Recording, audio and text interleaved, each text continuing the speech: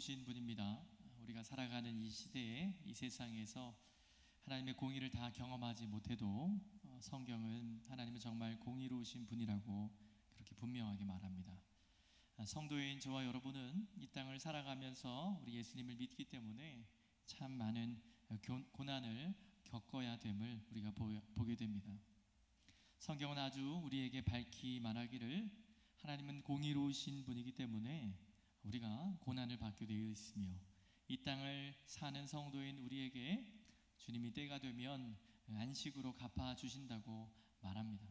이것이 데살로니가 후서 우리 전반부에 보았던 주제입니다.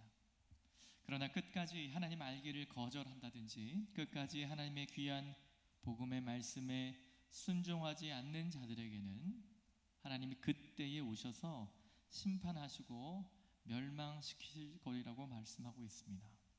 그런데 어떤 심판을 말합니까?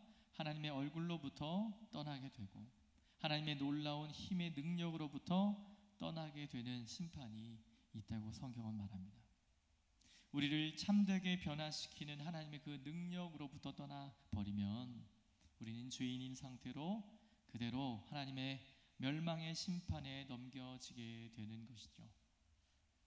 여러분, 이번에는 예수께서 이 땅에 권능의 천사들과 함께 오셔서 모든 불의한 자들을 심판하시는 것 외에 또 어떤 일이 일어나는지를 오늘 1장의 말미에서 함께 보기를 원합니다. 오늘 내용의 결론은 바로 영광입니다. 영광. 우리 예수님께서 이 땅에 오셔서 하나님의 공의를 온 땅이 다 알도록 드러내실 때 하나님을 믿지 않던 자들을 향한 멸망과 심판이 있을 텐데, 이와 함께 주님을 믿고 주를 사랑하며 따른 모든 성도를 향한 영광도 있을 것이라고 성경은 말합니다. 정말 형용할 수 없이 많은 것이 있지만 한 단어로 요약하면 영광이라고 말하는 것이 가장 정확합니다. 오늘 본문 10절을 보시면 그날에 그가 강림하사, 우리 주님이시죠, 예수께서 다시 강림하사 그의 성도들에게서 영광을 받으시고 모든 믿는 자들에게서 놀랍게 여기심을 얻으시리니. 여러분, 공의로우신 그분이 하나님의 공의를 드러내실 때 그 복된 그 날에 두 가지 모습이 나오는데, 성도들로부터 영광을 하나님 받으시고 또 성도들로부터 놀랍게 여김을 받으신다고 본문은 얘기합니다. 여러분, 우리는 구원의 진리와 영생을 여러분 믿으시죠. 하지만 지금 오늘날 우리가 오늘 하루 힘겹게 살았지만 저와 여러분이 얻은 그 구원의 진리와 그 영생이 잘 실감나지는 않을 것입니다. 하지만 그날에는, 우리 주님이 이 땅에 오시는 그 강림하시는 그날에는 분명히 실감이 날 것입니다. 멸망받는 자들의 실체가 드러날 때 구원이 얼마나 저와 여러분에게 영화로운 것인지 느껴지게 될 것입니다.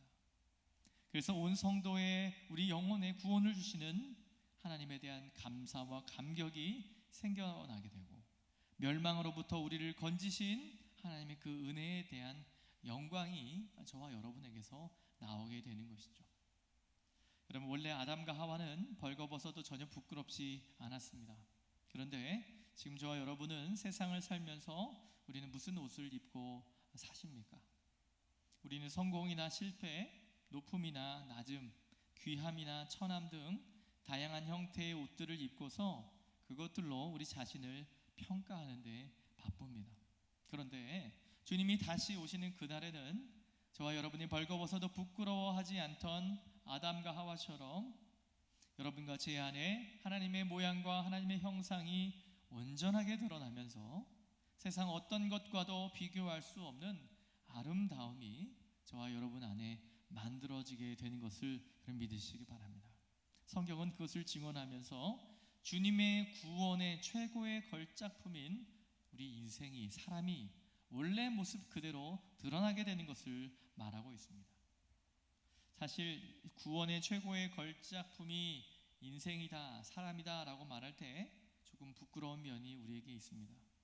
우리 안에도 한계가 있고 어리석음도 있기 때문이죠. 또 약함도 보이기 때문에 그렇습니다. 그러나 주님이 다시 오시는 그날 여러분과 제 안에 주님의 형상과 모양이 완전해지면서 더 이상 부끄럽지 않게 되고, 하나님이 우리를 보실 때 무척이나 만족스러워 하시면서 우리 안에서 영광을 받으신다고 성경은 말하고 있습니다. 여러분, 조금 더 살펴보시면 본문은 하나님이 모든 믿는 자로부터 놀랍게 여김을 받으실 것이라고도 말합니다. 여러분, 잘 생각해 보십시오. 왜 놀랍게 여김을 받으실까요? 여기서 말하는 원어는 전혀 예상하지 못했던 상황에 도래했을 때 느끼게 되는 감정이죠. 여러분, 정말 여러분 안에 성령 하나님께서 함께 사심을 여러분 믿으십니까? 네, 여러분 믿으시죠? 우리는 늘 주님과 성령 충만함을 구하며 깊이 주님과 교제하면서 그렇게 신앙생활을 이어갑니다. 그런데 여러분, 오늘 본문을 보시면 놀랍게 여김을 받으신다라고 하는 표현을 여러분 고민해 보셔야 합니다. 성도는 그렇게 내주하시는 성령 하나님과 민감하게 반응하면서 성숙하게 성장을 하는데, 주님이 이제 강림하시는데 왜 놀랍냐는 거예요. 여러분, 전혀 놀라지 않지만 성경 원문을 한번 고민해 보십시오. 늘 성령 하나님과 동행했는데 재림하시는 그 강림하시는 주님을 보고 왜 놀라냐는 겁니다. 여러분, 주님이 우리에게 주신 구원을 저와 여러분이 어떻게 받아들이고 있는지 고민하게 되는 측면입니다. 정말 저와 여러분이 구원을 받으셨다면 성령 하나님과 내주하시는 그분과 함께 성장해 가며 성숙해 나아가는 우리의 삶이 장차 이 영광의 날에 이를 때 저와 여러분이 가히 상상할 수 없는, 우리의 상상과 생각을 능가하는 아주 엄청난 구원의 이 드라마틱한 상황이 이 날에 벌어진다고 하는 사실을 여러분, 우리는 보게 된다는 것입니다. 사랑하는 여러분, 이 땅을 살아가는 우리는 주님이 우리를 위해서 몸을 찢으셨고, 주님께서 우리 예수께서 피를 쏟으셔서 우리를 대속하셨다라고 할 때 그것이 은혜가 되죠. 감사하긴 하지만 정말 그것들을 충분한 정도로 느낄 수는 없습니다. 그러나 그날에는, 예수님이 강림하신 그날에는 저와 여러분이 모두 그분을 보게 될 것이라는 거죠. 이렇게 불순물이 많은, 이렇게 어리석기 짝이 없는, 이렇게 죄와 추함이 많이 섞여 있는 저와 여러분이 그날에는 그런 모습이 아닌 주님께서 우리를 영화롭게 변화시키시는 그 완벽한 순전한 아름다움을 드러내게 하신다고 하는 사실입니다. 그럼 우리는 이 땅을 살아가면서 때로 누군가를 만나 사랑을 하기도 하고 또 사랑을 받기도 하고, 정말 가족처럼 여기면서 소중한 만남을 이루긴 하지만 그날에는요, 그 어떤 만남과 비교할 수 없는 정말 사랑스러운 사람들을 만나게 된다는 것입니다. 지금 우리는 누군가를 사랑하는 것이 얼마나 어려운지를 경험하며 살죠. 정말 사랑하려고 노력하지만 여러분, 우리의 상황이 더 이상 사랑할 수 없도록 우리의 마음을 불편하게 만들고, 또 정말 가까운 이들 가운데 여러분 어떻습니까? 또 보다 하나님이 원하시는 올바른 관계를 위해서 늘 우리의 기도의 제목이 누구예요? 가장 우리와 가까운 이들이 아닙니까? 우리는 정말 사랑하는 것이 바울의 표현대로 수고가 필요할 정도로 우리는 그런 사랑을 경험합니다. 하지만 여러분, 그날에는요, 주님이 다시 오시는 그날에는 우리 마음 중심에서부터 누군가를 사랑하는 것이 아주 어려움 없이, 어떤 어려움 없이 진실하고 참되게 사랑하게 된다는 것입니다. 그래서 우리가 무엇을 생각하고 상상을 하든 그것을 능가하는 영광을 보면서 우리가 놀라워할 것이다 라고 성경이 오늘 증언합니다. 그러면서 저와 여러분에게, 우리에게 주신 구원이 이거구나, 내게 주신, 주님이 내게 허락하신 그 구원이 바로 이것이구나 하면서 주님의 찢으신 몸과 주님의 쏟으신 피로 우리에게 주신 것이 이토록 형용할 수 없는 부요와 아름다움이었다는 것을 경험하면서 놀라워한다는 것이죠. 여러분, 장차 그렇게 될 일이니, 네, 그렇겠지요. 여러분, 이것을 기억하는 것이 저와 여러분에게 어떤 영향이 있을까요? 어떤 적용을 우리가 할 수 있을까요?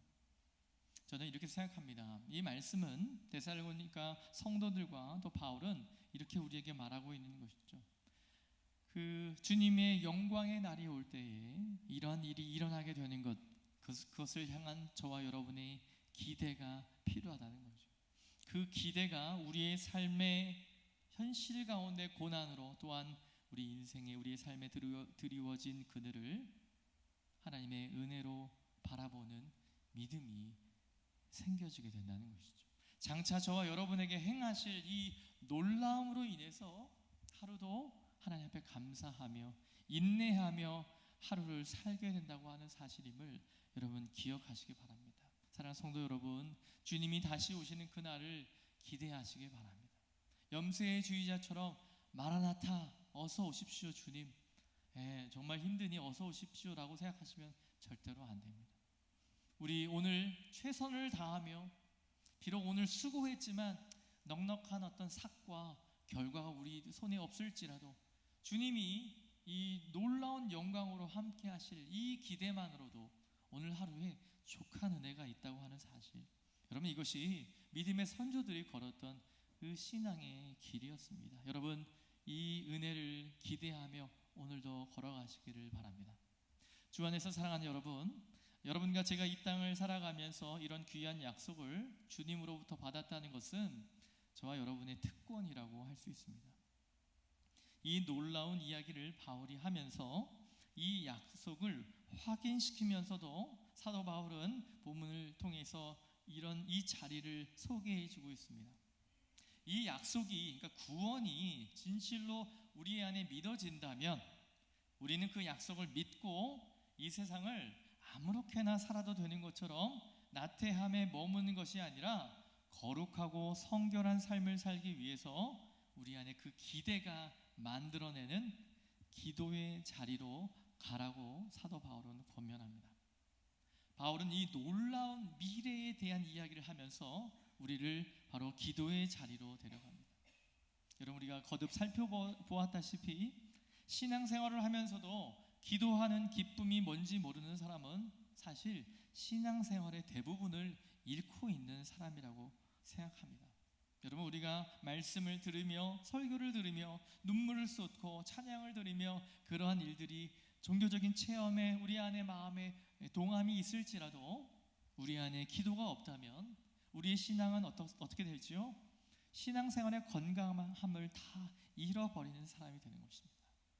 기도의 골방에 들어가서 기도하는 것이 얼마나 특별한 일인지 성경은 거듭해서 강조합니다.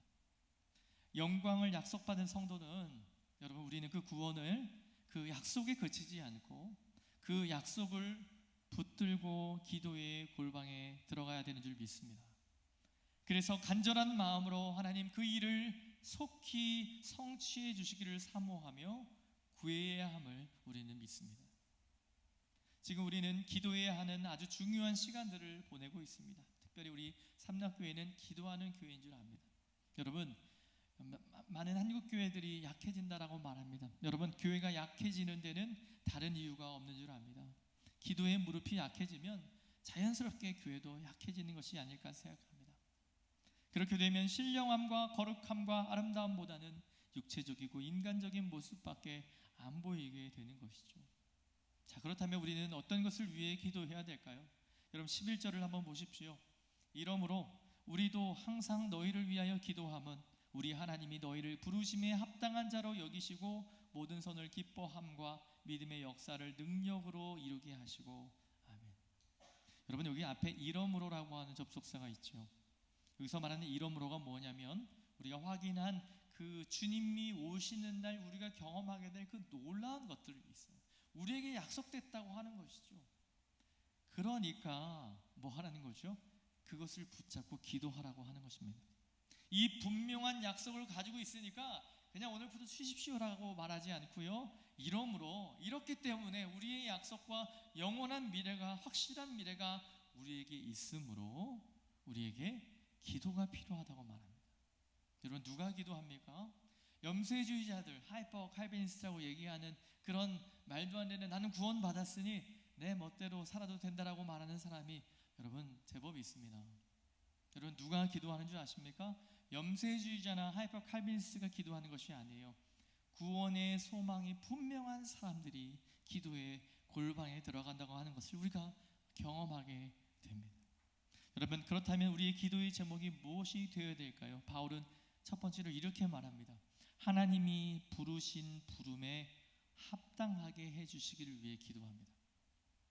여러분, 교회라고 하는 말이 헬라어로 에클레시아라고 여러분 잘 알고 계시죠? 에크라고 하는 말은 전치사고요, 어디로부터라는 뜻이고요, 이 클레시아의 원어 칼레오는 부르다라고 하는 뜻이라고 합니다. 그렇다면 의역해보면 이런 것이죠. 직역해보면 어디로부터 부름을 받은 사람들이 됩니다. 교회와 성도는요, 어디로부터 부름을 받은 사람들. 여러분, 그렇다면 그럼 무엇으로부터 부름을 받았습니까? 원어는 인비테이션을 말하는데 초대를 받은 거를. 여러분, 우리가 어디에서부터 주님의 부르심과 초대를 받았습니까? 여러분, 어디에서 주님을 받아들이고 주님을 영접하셨습니까? 여러분, 우리는 죄와 악과 심판으로부터 부름받은 사람들입니다. 그러므로 모든 진실한 성도가 부르심에 합당하게 산다고 말하는 것은 저와 여러분이 무엇을 선택해야 한다는 말입니까? 우리는 죄 가운데 있었지만 죄 가운데서 주님의 그 초대와 그 부르심을 받은 사람이기 때문에 무엇을 선택해야 된다는 것이죠? 이전처럼 탐욕과 죄와 이기심의 하나가 아니라 하나님의 거룩을 선택해야 한다는 말이죠. 죄로부터 건짐받은 사람들이기 때문에, 멸망으로부터 생명으로 건져진 사람들이기 때문에 죄를 선택하지 않고 거룩을 선택한다는 거죠. 이것이 부르심에 합당하게 사는 삶이라고 바울이 말합니다. 여러분, 우리가 앞에서도 생각해 보았지만 우리는 약육 강식과 적자 생존과 무한 경쟁의 세상으로부터 건진받은 사람입니다.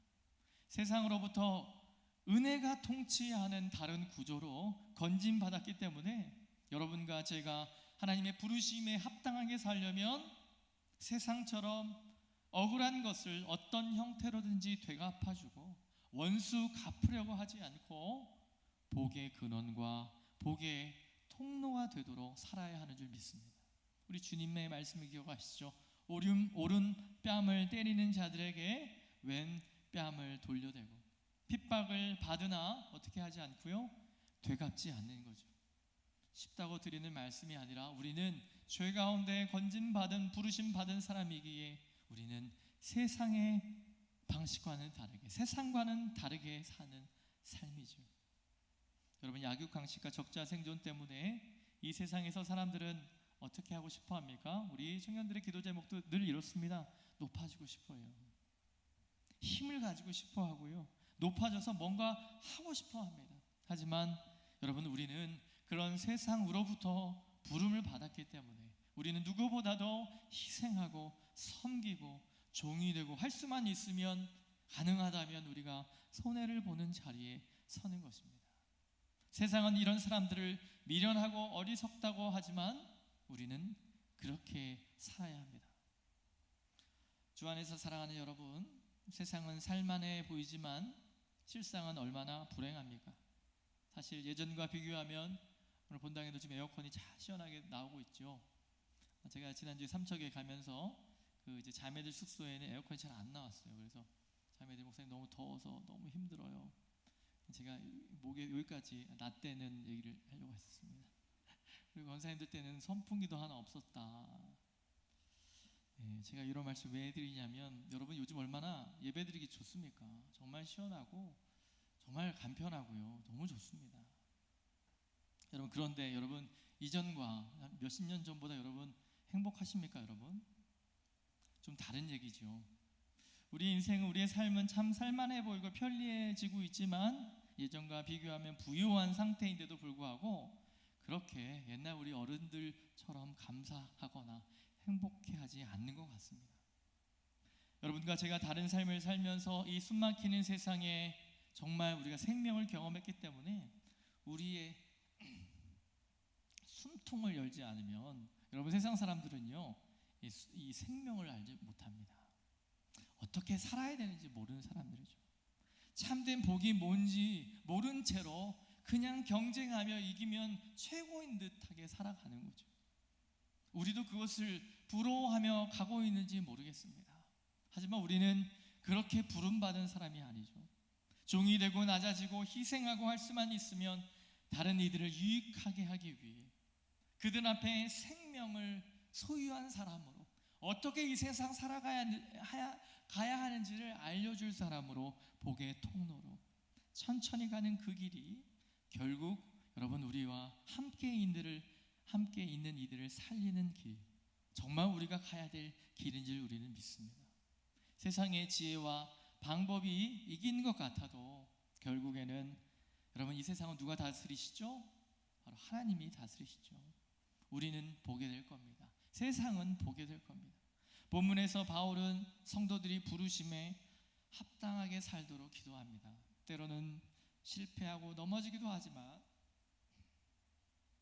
포기하지 않고 그런 삶을 신실하게 살아내도록 오늘 본문은 말하고 있는 것입니다.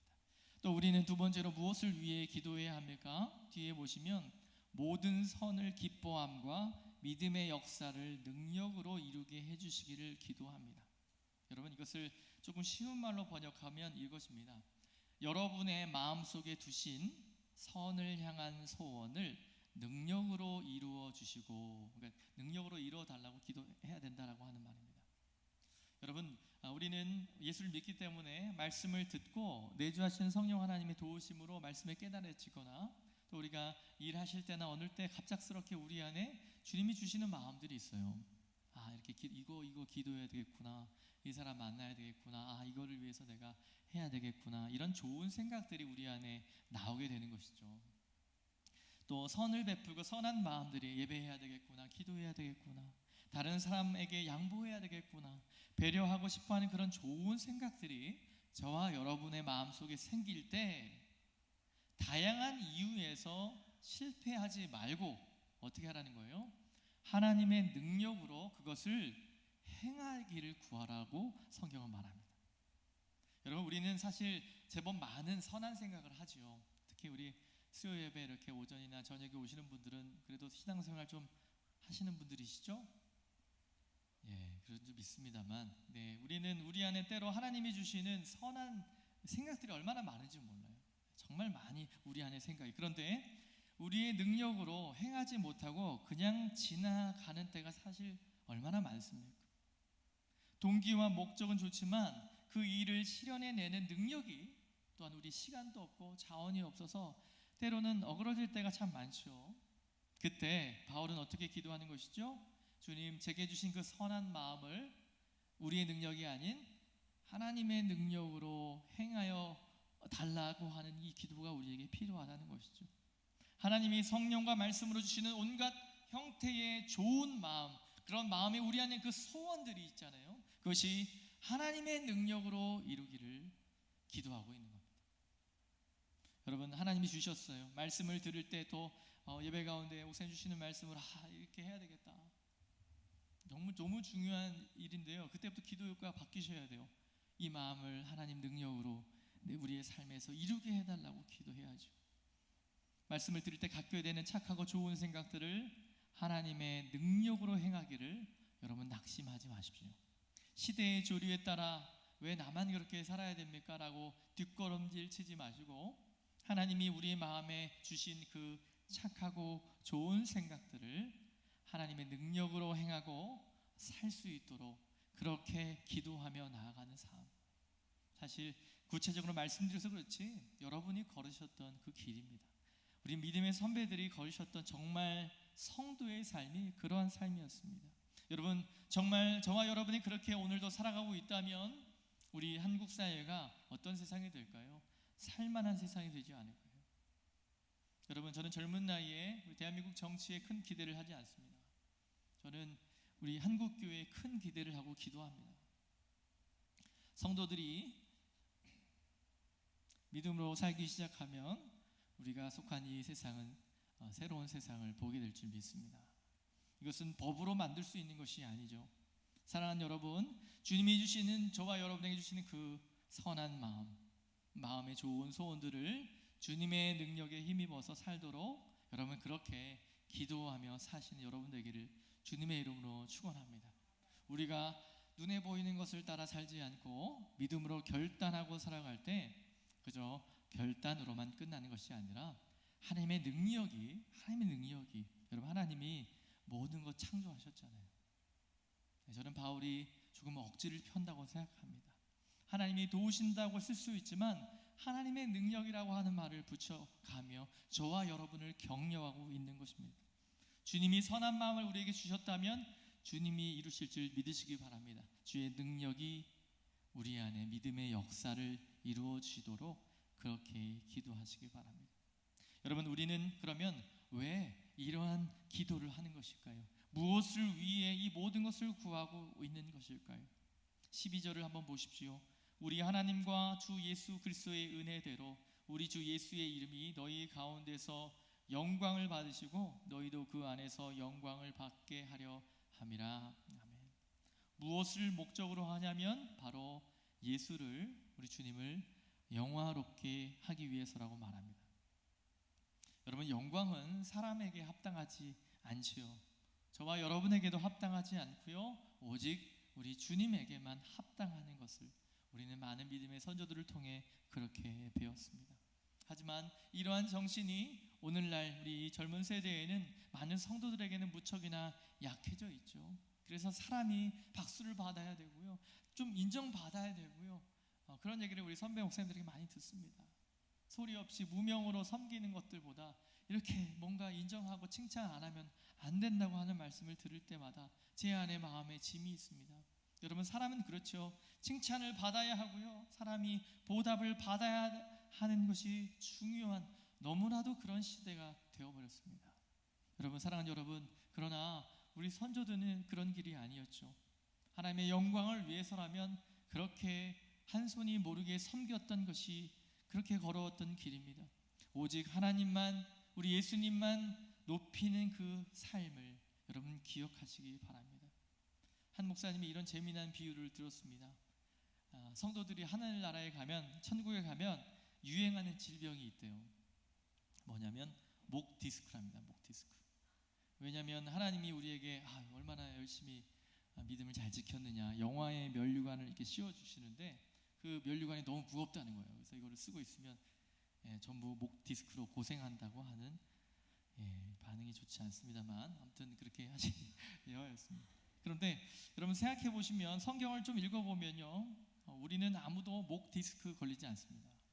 왜냐하면 주님은 정말 저와 여러분이 감당하지 못할 그 면류관을 주신다고 약속하셨으니까요. 그런데 마지막 날에 말이에요, 마지막 날에 정말 그 표현처럼 목 디스크가 걸릴 만큼 감당할 수 없는 면류관을 우리에게 주시겠죠. 주님이 너무 고생했다고, 그렇게 신앙 잘 지켰다고. 하지만 여러분, 저와 여러분이라면, 정말 신실한 성도라면 우리 주님 앞에 어떻게 반응할까요? 주님 다시 씌워주세요 이렇게 할까요? 그렇지 않을 겁니다. 저는 이런 생각을 해봤습니다.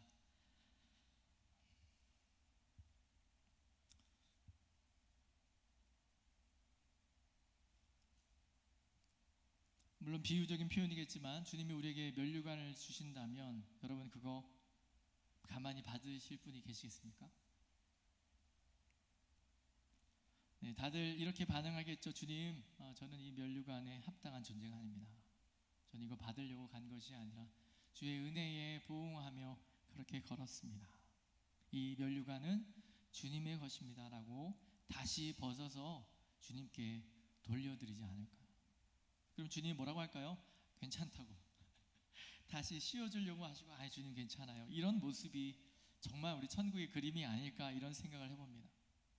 사랑하는 성도 여러분, 주님께서 저와 여러분에게 면류관을 씌워주실 그날이 오기 전에 이 땅에서 사람들이 씌워주는 면류관, 사람들이 입혀주는 옷이나 평가, 이런 것에 마음을 빼앗기지 마시기 바랍니다. 하나님 앞에 그저 납작 엎드려서 주의 영광을 꿈꾸며 하나님이 나를 어떻게 보시는지 가장 중요하게 생각하면서 이곳이든 어느 곳이든 영광은 하나님만이 합당하고 나는 영광에 합당한 자가 아닌 줄 아는 그런 성도의 삶이 우리에게 필요합니다. 그런데 여러분, 바울은 그 말미에 이런 표현을 합니다. 너희도 그 안에서 영광을 받게 하려 합니다. 정말 천국이 놀랍고 우리가 섬기는 하나님이 놀라운 이유가 무엇이냐면 주님만 받으실 그 영광을 우리에게도 보여주신다는 겁니다. 하나님만이 합당하십니다 하고 하나님께 영광을 돌리면 하나님은 어떻게 하시죠? 그래, 다 가져가는 것이 아니라 그 영광을 우리에게도 경험시켜 주시는 것이죠. 그 영광에 우리가 참여하도록 하나님이 부르신다고 하는 거예요. 우리의 것이 아니고 다 하나님의 것인데 그분에게 다 돌려드려야 하는데 그분은 홀로 받지 않으시고 그 영광에 자격 없는 우리를 참여시키시겠다라고 하는 말씀을 하십니다. 우리에게 하나님의 영광을 나누어 주시는 것이죠. 티끌 같은 우리가 함께 하나님의 영광을 얻게 되는 그곳이 바로 천국이라고 성경은 말합니다. 우리는 우리에게 면류관을 씌워주시는 주님 앞에 면류관을 끝없이 내려놓지만 주님은 끝없이 우리에게 면류관을 씌워주시는 바로 그곳이 하나님의 나라이고 천국이라고 하는 것입니다. 사랑하는 여러분, 예수님께서 그날 강림하실 터인데 어떻게 오신다고 합니까? 우리 주님이 이 땅에 인생으로 오실 때는 아시다시피 여러분 그 베들레헴에 그렇게 연약한 모습으로 오셨죠. 처음 오셨던 것처럼 연약하고 겸손하고 가난한 모습으로 주님이 다시 강림하시는 것이 아니라 다시 오실 때는 어떤 옷을 입으신대요? 영광의 옷을 입는다라고 성경은 표현합니다. 그분이 영광을 입고 오실 때 여러분과 저도 그 영광에 참여하게 된다고 성경은 말합니다. 사랑하는 여러분, 우리는 그 영광을 경험하는 사람들입니다. 그러나 그 복된 날에 그리스도를 거절한 자들, 은혜의 초청에 믿음으로 반응하지 않는 사람들은 그 영광으로부터 끊어져 버리게 될 것입니다. 성경은 우리가 예배에 와서 설교를 듣고 고개를 끄덕이는 것을 충분하다고 말하지 않고 믿어야 한다고 말합니다. 우리 구주 위에 그 형용할 수 없는 구원의 그 은혜를 우리에게로 전달하는 통로는 바로 믿음과 은혜뿐입니다. 하나님이 우리같이 자격 없는 자에게 주시는 모든 복은 믿음이라고 하는 통로를 통해서 여러분과 저의 것으로 전달이 되는 것입니다.